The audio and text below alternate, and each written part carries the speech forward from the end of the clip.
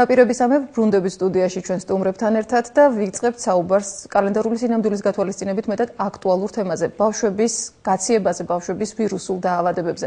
მოგესალმებით ბატონო ვანო, გამარჯობა კატო, დიდი მადლობა სტუდიაში მოგზაურობისთვის, იმისთვის რომ მონახეთ დრო, რათა გესაუბროთ ამ მეტად აქტუალურ საკითხზე, რასაც ქვია ბავშვის გაციება, ბავშვის ვირუსული დაავადება. ბატონო ვანო, მოდით სულ თავიდან დავიწყოთ. რა არის საერთოდ ტემპერატურა? რა შემთხვევაში შეგვიძლია ვთქვათ, რომ ბავშვს აქვს მაღალი ტემპერატურა? დიდი მადლობა პირველ რიგში შესაძლებლობისთვის, რომ მართლაც აი ამ მნიშვნელოვანი პერიოდის წინ, როდესაც ალბათ დაიწყება ვირუსების მატება, სეზონური მოგვეცა შესაძლებლობა რამდენიმე სიტყვით ვილაპარაკოთ, თუნდაც იმ როგორც თქვენ თქვით მარტივ თემაზე, რასაც ტემპერატურის მატება ქვია. ძალიან საინტერესოა თუ რას ეძახიან ტემპერატურას მშობლები და რას ეძახით ტემპერატურას ექიმები. დღეს ჩემთან იყო მიღებაზე 8 თვის ბავშვი, რომელიც მოიყვანა შეწუხებულმა დედამ, რომ 2 კვირის განმავლობაში ბავშვს აქვს პრობლემა და ვერ მოახერხა ამ პრობლემის მოგვარება, გამოკვლევები ჩაატარა, ექიმებთანაც იყო მისული, პრობლემა მაინც რჩება. როდესაც ვეკითხებით, რაშია პრობლემა, აქვს ყოველ დღეს სიცხე. შემდეგი სტანდარტული სტერეოტიპული კითხვა, რამდენი აქვს სიცხე? 37, 37, 2. ეს არის დედისათვის, აღმოჩნდა დედისათვის საკმარისი мотиваცია, რომ მას ჩაეწერებინა ფუნდამენტური გამოკვლევებინა ყველაფერი, სისხლის შარდი, რენტგენი და ასე შემდეგ. როდესაც ვეუბნებით, რომ ეს ტემპერატურა არ არის, ძალიან უჭირთ პირველ რიგში შეგუება აი ამ გამოთქმასთან, რას ნიშნავს არ არის ტემპერატურა. ითვლება, რომ ამ ასაკში ბავშვისათვის და საერთოდ ითვლება, რომ ბავშვისათვის ტემპერატურის მაჩვენებელი იწყება 37 და 2-ის ზემოთ. მანამდე ეს არის აბსოლუტურად ჩვეულებრივი ბავშვებისთვის სავსებით დასაშვები მაჩვენებელი. ასე რომ ლაპარაკი იმაზე, რომ როდესაც ჩვენ 27 და 2 გვაქვს ტემპერატურა და ის ითვლება რაღაცის მაჩვენებლად, სხვა ნიშნების გარეშე ხას უსვამ. ეს ალბათ არასწორია ჭიშმა. კატო, თქვენ როგორ ფიქრობთ ხოლმე 27 და 2 რომ კონდეს ბავშვს, ან თუ ქონია ვთქვათ, თვლით მას ტემპერატურად? მეტნაკლებად მაინც სანერვიულო არის ხოლმე. კი, რა თქმა უნდა, იმიტომ რომ რაღაცას მაინც უკავშირებ, იქ შეიძლება ყელი იყოს გაციებული, იქ შეიძლება ამას მე უფრო მაღალი სიცხე მოყვეს და მაინც რაღაცნაირად სანერვიულად მიგვაჩნია ხოლმე. ბატონო ვანო, პრინციპში დაბალ ტემპერატურასთან დაკავშირებითაც გარკვეული სტერეოტიპია ჩამოყალიბებული საზოგადოებაში, რომ დაბალი ტემპერატურა 27 და 2, 27 და 3, ესეც საშიშია, შეიძლება უფრო მეტად საშიში, ვიდრე მაღალი 38, 39 და ასე შემდეგ, ხო? დიახ და თუ თქვენ შეეკითხებით, რისი ეშინიათ ამ დროს 10-დან 9 გეტყვით ტუბერკულოზის. ეს არის ის განათლება, რომელიც აბსოლუტურად სწორია იმ კუთხით, რომ სუფებრილიტეტი, რასაც ჩვენ დაბალ ტემპერატურას ვეძახით, შეიძლება იყოს მაჩვენებელი სპეციფიური პროცესი, მაგრამ აქ მეორე არის მთავარი, არის თუ არა ეს ერთადერთი სიმპტომი, არის თუ არა ეს ხანგრძლივი და ახლავს თუ არა მას ის ნიშნები, რომელიც დამახასიათებელია ამ ინფექციისათვის, მართლაც საშიში. თუ ჩვენ ამ კუთხით შევხედავთ, ცოტა სხვა კუთხით არის ალბათ მშობლების მხრივ ეს საკითხი განხილული. დაბალი ტემპერატურას სხვანაირად ეძახიან კიდევ ჩუმფილტვების ანთებას, სხვანაირად ეძახიან ფარულ ანთებას და სხვანაირად ეძახიან ზუსტად აი ამ ტერმინს, რომ ეს უფრო საშიშია ვიდრე 39. რა თქმა უნდა, ესე არ არის. თუ ჩვენ მარტო ტემპერატურას შევხედავთ, როგორც ერთ ნიშანს დაავადებისთვის დამახასიათებელს, თუ მარტო ეს არის, შეგიძლიათ პირიქით წყნარად იყოთ, ეს არანაირად არ არის მძიმე პროცესის მაჩვენებელი. რაც უფრო მაღალია ტემპერატურა, ნიშნავს, რომ ორგანიზმში მით უფრო მძიმე დაავადება, მძიმე პროცესი, გართულებები მოსალოდნელი, თუნდაც ის, რაც ბევრი მშობლისათვის 6 წლამდე ასაკში ძალიან საშიში ნიშანია, ფებრილური გულყრა, ანუ კრუნჩხვის განვითარება მაღალი ტემპერატურის დროს. ის უფრო ხშირია მაღალი ტემპერატურის 38 ნახევარზე ტემპერატურის შემთხვევაში, ვიდრე 37, 2, 37 და 5 შემთხვევაში. და შევეხეთ მაღალ ტემპერატურას. ჯერ მინდა მშობელს ვკითხო, კატო, თქვენ შემთხვევაში რომელი ტემპერატურა გაქვთ ხოლმე ესე მიღებული საგანგაშოდ მიგაჩნიათ, ანუ რა ტემპერატურის გეშინიათ და რა დროს იწყებთ მოქმედებას და როგორია როგორც წესი ეს მოქმედება, რას აკეთებთ, რა ტემპერატურაზე და როგორ იქცევით? 38 ნახევრის ზემოთ უკვე საგანგაშოდ მიგვაჩნია რა თქმა უნდა და სასწრაფოდ ვიწყებთ გამოსავლისებრთა დამწევის სახით. და აი ამ შემთხვევაში კორექტულად როგორ უნდა მოიქცეს მშობელი 38 ნახევრის ზევით? ავიდა ტემპერატურა. კატო გამონაკლისია, სამწუხაროდ გამონაკლისია, იმიტომ რომ ესეთი ზუსტი განმარტება ძალიან დიდი ხანი არ მომისმენია მშობლისაგან. 38 ნახევარი ზუსტად ის ფარგლები, როდესაც ჩვენ ვამბობთ, ეს არის მაღალი ცხელება და გამოიყენეთ სიცხის დამწევის საშუალება. ანუ 38 ნახევრამდე რა თქმა უნდა, ეს უმეტეს შემთხვევაში ამ ასაკში ვირუსით არის განპირობებული. ჩვენ ვთვლით, რომ ეს არის ვირუსისთვის არაკომფორტული გარემო, ეს არის ვირუსის საწინააღმდეგო ფაქტორი, სავსებით წყნარად შეგიძლიათ დაელოდოთ თუ ტემპერატურა დგას 38.5-მდე ციფრებზე და არ მატულობს არანაირი აუცილებლობა სიცხის დამწევის გამოყენების არ არის.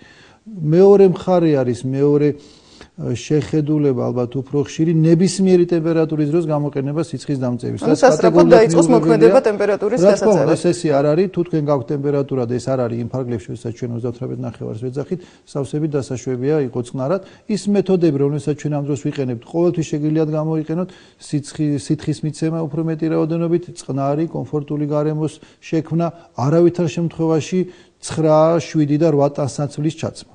რა ძალიან ხშირად და ფიქრობენ რომ ეს არის ძალიან სწორი, როდესაც ვეკითხებით რატო აცვია 7 ჯემბრი, რატო აცვია 6 პერანგი, პასუხი ესე მეშინი არ გამიცივდეს.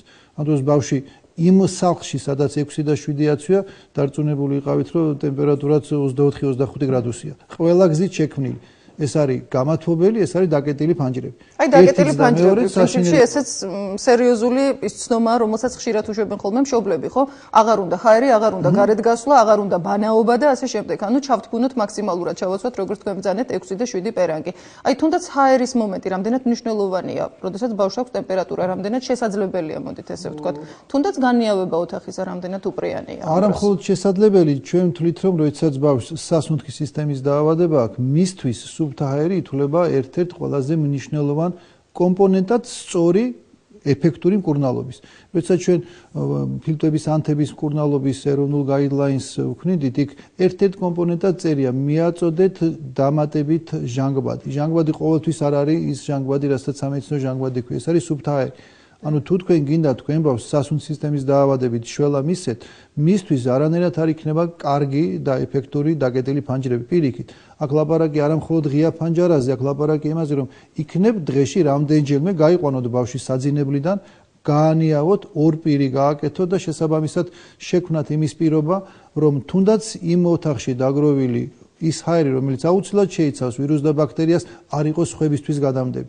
ასე რომ ღია ფანჯარა ნორმალური ტემპერატურის დროს, ეს ნორმალური ტემპერატურა საძინებელში მაინც არავითარ შემთხვევაში არ უნდა იყოს 22 და 24 გრადუსი. თუ ეს არ არის ახალშობილი, რა თქმა უნდა. ანუ რაც უფრო გრილად ზძინავს ბავშვს გრილ ოთახში, სუფთა ჰაერის პირობებში ჩათვალეთ, რომ ეს მისთვის უფრო ეფექტურია. და ბატონო, აი ამასთან მიმართებაში მაღალ ტემპერატურაზე ვსაუბრობდით. მიზეზი ვირუსული დაავადება ხშირად გაციება, როგორც ამბობენ. და აი მაინტერესებს ზღვარი სად გადის გაციებასა და ვირუსულ დაავადებას შორის. ანუ როგორ უნდა ვირუსი აქვს ძალიან ხშირად გვესმის თვითონ მშობლის მიერ დასმული დიაგნოზი, ან უბრალოდ გაცივდა ვირუსი არა აქვს, ხომ? მე ვფიქრობ, ყველაზე მნიშვნელოვანი იქნება ჩვენ სწორად დავარქვათ სახელი, რასთან გვაქვს საქმე. გაციებაც და ვირუსიც და გრიპიც აბსოლუტურად ერთი და იგივეა. ანუ ეს არის რესპირაციული ვირუსებით გამოწვეული სხვადასხვა პრობლემა. ოღონდ გაციება გამოწვეულია სრულიად სხვა ვირუსით, ეს არის რინოვირუსი და ასე შემდეგ, ხოლო გრიპი, ისიც ჩვენ ყველაზე მეტად გვეშინია, გამოწვეულია გრიპის ვირუსით. ერთადერთი პირველი მარტივი და ყველაზე უფრო იოლი საშუალება განვასხვაოთ ეს ორი პრობლემა არის ბავშვის ზოგადი მდგომარეობა. გრიპის დროს ეს არის გაცილებით მძიმე, ეს არის მაღალი ტემპერატურა 38.5-ზე მეტი, ეს არის ძლიერი საერთო სისუსტე, საკვებზე ვარის თქმა, თუ მოზრდილი ბავშვია, მან შეიძლება ყელის ტკივილი, სახსრების ტკივილი, კუნთების ტკივილი ერთ-ერთ მნიშვნელოვან ჩივილად დაასახელოს, ასე რომ გრიპის დროს ჩათვალეთ, რომ თქვენი ბავშვის მდგომარეობა იმდენად მძიმეა, რომ თქვენ რამდენიმე საათში შეიძლება დაფიქრდეთ და გადაწყვიტოთ გჭირდება თუ არა ექიმი. გაციების დროს ეს შეიძლება დღეები გაგრძელდეს, კონდეს მცირე სურდო, ცხვირიდან გამონადენი, მცირე იშვიათი ხველა და რაც თავარი ვიმეორებ, არა მაღალი ტემპერატურა და არა ისეთ საერთო სისუსტე, რომ ლოგინიდან ადგომის თავიც კი არ აქვს.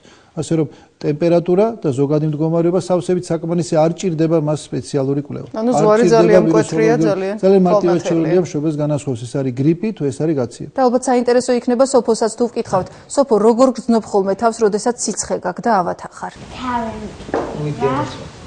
ფეხსნობით. კიდე რა გეძინება? და მეძინება. ჭამა გინდა მაგ დროს? მადარა გაქვს? და პრინციპში მართლაც საინტერესოა, ბატონო, როგორ უნდა მოიქცეს მშობელი მაშინ, როდესაც ბავშვს მაღალი ტემპერატურა აქვს და ამის გამო უმადობას განიცდის? მე მინდა ყველა მშობელმა გაიხსენოს საკუთარი თავი, როდესაც ან გაციება, ან გრიპი აქვს. რამდენად უნდა მას საკვების მიღება ამ დროს. ეს არის აბსოლუტურად მიუღებელი და ხშირ შემთხვევაში ჩვენ პირიქით გვაძლევს ღებინებას და უკუ რეაქციას, ნეგატიურ რეაქციას საკვების მიმართ. ასე ჩვენ ამ დროს მომხრევართ ესეთი რეკომენდაციის მიეცით საკვები მცირე ულუფებით და მიეცით ხშირად. და რასთავარი მიეცით საკვები, რომლებიც ამ შემთხვევაში ბავშვისათვის საყვარელია, მას არ აქვს სურვილი შეჭამოს ყველაფერი. ნუ დააძალებთ, მიეცით ის რაც მას უნდა. ერთადერთი ისეთი რეკომენდაცია, რომელიც უფრო მეტად ესეთ შემთხვევაში გამოსაყენებელი, ეს არის სითხეებთან დაკავშირებით. ნებისმიერი სახის სითხე. ეს იქნება ჩაი, ეს იქნება კომპოტი, ეს იქნება მინერალური წყალი, ეს იქნება წყალი, ეს იქნება წვენი, მიეცით სითხეები. ანუ ამ შემთხვევაში შეიძლება თუნდაც ხელის ტკივილის გამო ბავშვმა ვარი თქვას პურის, ან ყველის, ან ესეთი მკვრივი საკვების მიღებაზე, მაგრამ სიამოვნებით დალიოს სითხე. აი ეს უფრო კარგი იქნება, ვიდრე ჩვენ კონდეს ამოცანათ, რომ ბავშვმა ავადმყოფობის პერიოდში ჭამოს ის, რაც მას არ უნდა. როგორც კი კარგად გახდება, ეს ნამდვილად სწრაფად აინაზღაურებს იმას, რაც მას და არანაირი აუცილებლობა ამ შემთხვევაში ვიტამინების მიღებისა და ერთთვიანი კურსის დაწყების მით უმეტეს არ არსებობს. და შესაბამისად, სწრაფი მოქმედების საშუალება, მათ შორის ანტიბიოტიკები, რომელსაც ძალიან ხშირად იღებენ ხოლმე. სწრაფი შედეგი, რომელიც ესე მყისიერად ჭირდება მშობელს იმ დროს, როცა შეშინებულია. რამდენად მიზანშეწონილია, მე ამაზე რა თქმა უნდა წინასწარ ვიცი თქვენი პასუხი, რას მიპასუხებთ და მაინც რამდენად ხშირია მშობლის მიერ ანტიბიოტიკის თვითნებურად დანიშნა და შესაბამისად როგორია ამ ყველაფრის შედეგი და სანამ პასუხს გამცემდით, კატო, თქვენ მაინტერესებს, თქვენს პრაქტიკაში ანტიბიოტიკებს რამდენად ხშირად მიმართავთ ხოლმე ესეთ სიტუაციებში? ჩვენ მოგვიწია, მაისოფო პატარა იყო, წელწლის არ იყო, როდესაც მივიღეთ ანტიბიოტიკი ძალიან მაღალ სიცხეზე, რომელიც ფაქტორად არ იწევდა მექანიკურად ვცდილობდით სიცხის ჩამოწევას, 40 იყო სიცხე. ძალიან გვიჭირდა ამ სიცხის დაწევა და ძალიან შეგვეშინდა რა თქმა უნდა მივეცით ანტიბიოტიკი და შედეგი იყო ისეთი რომ მთელი რამდენიმე თვე თითქმის წელიწადი დისბაქტერიოზის სერიოზული პრობლემა ჰქონდა ისეთი რომ სად არ ვიარეთ რომელ ექიმთან რა მეთოდს არ მივმართეთ იქ ხალხური იყო ტრადიციული მედიცინა იყო ძალიან ვიწვალეთ ჩვენს ბავშვმაც და ამის შემდეგ უკვე აი ნამდვილად გამოცდილება აი რა ვიცი რა უნდა მოხდეს ღმერთთან უნდა გვაჭიროს რომ აი ეს პრეპარატი რაღაცნაირად ანტიბიოტიკები მივიღოთ. რაც შეეხება თვით ანტიბიოტიკს, ალბათ აქ არ არის პრეპარატის ბრალი, ეს არის მიდგომის ბრალი. და ვერც იმას გეტყვით, რომ ეს მხოლოდ მშობლების ბრალია, სამწუხაროდ. ხშირად შეიძლება ჩვენც უწყობდეთ ამაში ხელს, ეს არის ის არასწორი მიდგომა, როდესაც ექიმი თulis ანტიბიოტიკს როგორც ყველაზე ეფექტურ საშუალებად სხვადასხვა ნიშნების დროს. მათ შორის რაც თქვენ აღნიშნეთ ტემპერატურის მატება, არც ერთი ტემპერატურა რა ფარგლებზეც არ უნდა იყოს, თუ ეს არის მხოლოდ ტემპერატურა და არ ახლავს მას სხვა დაზიანება, არ არის ანტიბიოტიკის ჩვენება. პირიქით, ჩვენ თქვით რომ გრიპის დროს ერთ-ერთი მნიშვნელოვანი სიმპტომი ეს არის მაღალი ტემპერატურა. აქედან გამომდინარე გრიპი ვირუსია და ვირუსის დროს თუ რაიმე შეიძლება იყოს გამოყენებული პირველ რიგში ეს არის სიცხის დამწევი და არა ანტიბიოტიკი. აქედან გამომდინარე ნებისმიერი ვირუსული ინფექცია ბრონქიტს იწვევს ის ყურის ანთებას, ყელის ანთებას, თუ თუნდაც სპილტვების ანთებას არანაირად არ ნიშნავს ავტომატურად დაწყებას ანტიბიოტიკოთერაპიის. ის გვერდითი მოვლენა, რაც თქვენ გქონდათ, ეს დამახასიათებელია, ჩვეულებრივია, შეგიძლიათ ამას დაუმატოთ ალერგიული გამონაყარი, შეგიძლიათ ამას დაუმატოთ ყველაზე ცუდი, რაც შეიძლება იყოს ანტიბიოტიკების მიმართ რეზისტენტობა, ანუ ესა თქვენ ორგანიზმს არ ჭირდება ანტიბიოტიკი და თქვენ შვილს ადლებთ ანტიბიოტიკს. ეს გრძელდება თვეების და წლების განმავლობაში. საბოლოო ჯამში ჩვენ ბავშვთან ვაყალიბდეთ იმ ფლორას, რომელიც უკვე რეზისტენტულია, ანუ მდგრადია ნებისმიერი ანტიბიოტიკის მიმართ, რომელიც სხვა ბავშვებში შეიძლება იყოს ეფექტური. ანუ იმ ქართული ზღაპრის არ იყოს, აი მეცხვარე და ძაღლი, როდესაც მართლა მოვა მგელი, მე უკვე ჩვენ აღარ ვართ მზად იმისათვის, რომ ამ მგელს ვებრძოლოთ. აქედან გამომდინარე, ძალიან მნიშვნელოვანია ეს საკითხი. ბევრი კვლევა არის ჩატარებული ამასთან დაკავშირებით და რატო ნიშნავენ მაინც ექიმები ანტიბიოტიკებს? და რატო ნიშნავენ? ისიც საინტერესო მიზეზებია ამ ანტიბიოტიკების დანიშნის, რომ შეიძლება შეხედვით ეს ზედაპირულად არ ჩანდეს, მაგრამ ეს რეალური მიზეზია. პირველი მიზეზი, რაც საკმაოდ ხშირად არის დასახელებული, ეს არის ექიმი ნიშნავს იმიტომ, რომ მშობელს უნდა. ექიმა იცის, რომ თუ მასთან მოდის მშობელი რაღაც სისტემის დაზიანების ჩივილებით, მიუხედავად სხვა საშუალებებისა, აი მშობლის მოლოდინი არის, რომ ექიმი ანტიბიოტიკს დანიშნავს. მეორე მიზეზი, რაც ცოტათი უფრო ძნელი გასაგებია, მაგრამ სამედიცინო თვალსაზრისით აბსოლუტურად რეალური, ძალიან ძნელია მშობელს აუხსნა, რატომ არ უნდა იყოს ანტიბიოტიკი დანიშნული. მაშინ მშობელს უნდა უთხრა რომ ეს არის ვირუსი, ვირუსი ანტიბიოტიკი არ მოქმედებს, ანტიბიოტიკის აქვს თავისი გვერდით მოვლენები და ასე შემდეგ. გაცილებით უფრო იოლი, არაფერიც არ აუხსნა. და პირდაპირ დანიშნო ანტიბიოტიკი. ანუ ეს არის ელემენტარულად კომუნიკაციის პრობლემა. ამ შემთხვევაში ნამდვილად მოუწევს ექიმს 5 და 10 წუთის ზედმეტი დახარჯოს იმისათვის, რომ აუხსნას მის პაციენტს, რატომ არ უნდა დაინიშნოს ანტიბიოტიკი. ეს ძალიან რთულია ბევრ შემთხვევაში, მაგრამ საბოლოო ჯამში თუ ისეთივე შედეგს მივიღებთ, როგორც ახლა კატოსთან, გარწმუნებთ, რომ ეს ძალიან ეფექტურია და ეს ერთი მაგალითი რჩება შემდეგ მთელი ცხოვრების მანძილზე მისთვის სანიმუშოდ. აქედან გამომდინარე, ერთხელ კარგად ახსნილი мотивация თუ რატომ არ უნდა იყოს დანიშნული ანტიბიოტიკი. თუ ამას რა თქმა უნდა ძალიან სწრაფად მოყვება ეფექტი, ჩათვალეთ რომ თქვენ ამით ერთ მომხრეს იძენთ. და მესამე ყველაზე ცუდი, მაგრამ ეს მიზეზიც რეალურად არსებობს, ძალიან არც თუ ისე იშვიათად ექიმებს უჭირთ გარკვევა ეს ვირუსული ინფექცია თუ ბაქტერიული. ამას არა მხოლოდ თეორიული ცოდნა სჭირდება, რიგ შემთხვევაში შეიძლება რაღაც ლაბორატორიული ბაზაც დაჭირდეს, რომელიც ყოველთვის არ არის ყველა კლინიკაში, ასე რომ ეს ცოტათი ისეთ საკითხია გამოსწორებად. აქედან გამომდინარე, მარტო მშობლებს ამას დავაბრალებთ, ეს არის ერთობლივი პრობლემა, ეს არის საზოგადოების პრობლემა. საბოლოო ჯამში ჩვენ მივიღებთ ძალიან ცუდ პროდუქტს. როდესაც ჩვენ გვიწევს ექიმებთან საუბარი, ხშირად მოგვაქვს ერთი პლაკატი, რომელიც ამერიკის შეერთებული შტატების ბევრ კლინიკაში არის გამოკრული, ეს არის ლამაზი 6-7 წლის ბიჭი და ქვემოთ წარწერა იცოცხლებს კი ეს ბიჭი 20 წლამდე. და ქვემოთ წერი ალბათ ვერ მიაღწევს ამას საკამდე თუ ჩვენ არ გამოვიყენებთ ანტიბიოტიკებს გონივრულად. ძალიან სწორია. იმიტომ რომ თუ ჩვენ მივაჩვევთ ჩვენ ორგანიზმს მუდმივად ანტიბიოტიკების ქვეშ ყოფნას, ნებისმიერი სერიოზული ინფექცია შეიძლება ძალიან მძიმედ წავიდეს და უკვე არსენალი ექიმის ანტიბიოტიკის გამოყენების ნამდვილად არ იყოს. და აღმოჩნდეთ უძლურები ელემენტარულად ამ თუნდაც. ანუ ეს ჩვენ თვითონ ქმნით ამ პრობლემას, მშობელი ქმნის იმ პრობლემას, რომ სერიოზული ინფექცია დარჩეს ეფექტური მკურნალობის გარეშე, ექიმი ხელს უწყობს იმაში, რომ თავიდანვე არ იყოს მოტივირებული მშობელი, ასე რომ თუ ორივე მხარემ კარგად იმუშავა, ეს არ არის ქართული პრობლემა, ეს მინდა ხაზგასმით აღვნიშნო. ესეთი პრობლემა დგას ძალიან ბევრ ქვეყანაში, განსაკუთრებით ინგლისი და ამერიკის შეერთებული შტატები, ეს ორი ქვეყანა, რომელიც მუდმივად მუშაობს როგორც კვლევებზე, ისე დებს რეალურ შედეგებს თუ რა ხდება ამ ქვეყნის ჯანდაცვაში. აი ეს ბოლო კვლევა, რომელიც 11 ნოემბერს გამოქვეყნდა ჟურნალ პედიატრიაში, ამერიკის პედიატრის აკადემიის, სადაც შესწავლილი იყო პირველადი ჯანდაცვის რგოლის ექიმების ტაქტიკა, მაშინ, როდესაც არ იყო საჭირო ანტიბიოტიკის დანიშნა. 32%-ში ექიმები ნიშნავენ მაშინ, როდესაც საჭირო არ არის. ეს არის ამერიკის შეერთებული შტატები.